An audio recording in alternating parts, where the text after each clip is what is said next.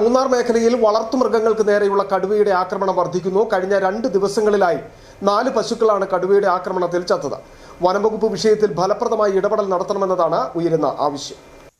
മൂന്നാറിലെ തോട്ടം മേഖലയിൽ വളർത്തുമൃഗങ്ങൾക്ക് നേരെയുണ്ടാകുന്ന കടുവയുടെ ആക്രമണം വർദ്ധിക്കുകയാണ്. തൊഴിലാളി കുടുംബങ്ങളുടെ ഉപജീവന മാർഗമായ പശുക്കളാണ് വന്യജീവി ആക്രമണത്തിൽ കൊല്ലപ്പെടുന്നത്. കഴിഞ്ഞ 2 ദിവസങ്ങളിലായി 4 പശുക്കളാണ് കടുവയുടെ ആക്രമണത്തിൽ ചത്തത്.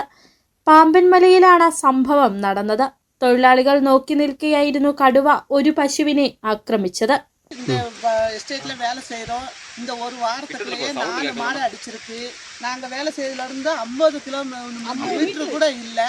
நாங்கள் 2 மணிக்கு வேலை செஞ்சுக்கிட்டு இருக்கோம். காப்பி வாங்கிட்டு பொம்பளையால் ஒத்தையில் வர்றாங்க. 50 மீட்டருக்கு உள்பட்ட எங்கள் கண்ணெதிரே அடிச்சு போட்டு போயிடுச்சு மாடை. ஒரு வீட்டிலையே 4 மாடு இந்த வாரத்துக்குள்ளேயே அடியாயிருக்கு. அப்போ எங்களுக்கு என்ன ஒரு அரசாங்கம் ஒரு பாதுகாப்பு கொடுத்துருக்கு. எங்களுக்கு கம்பெனியும் பாதுகாப்பு கொடுக்கணும். எங்களுக்கு நாங்களே பாவப்பட்டவங்க அன்னன்னைக்கு கூலி வேலை செஞ்சு தான் நாங்கள் சாப்பிட்றோம். കടുവ പശുവിനെ ആക്രമിക്കുന്നത് കണ്ടതോടെ ഭയന്ന തൊഴിലാളികൾ പിന്തിരിഞ്ഞോടി.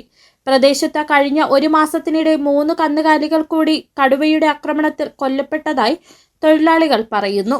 വനംവകുപ്പ് വിഷയത്തിൽ ഫലപ്രദമായ ഇടപെടൽ നടത്തണമെന്നാണ് ആവശ്യം.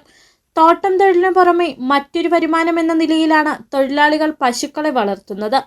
വന്യജീവി ആക്രമണത്തിൽ പശുക്കൾ കൊല്ലപ്പെടുമ്പോൾ തൊഴിലാളി കുടുംബങ്ങൾക്കുണ്ടാകുന്നത് വലിയ നഷ്ടമാണ്. City vision, Munnar.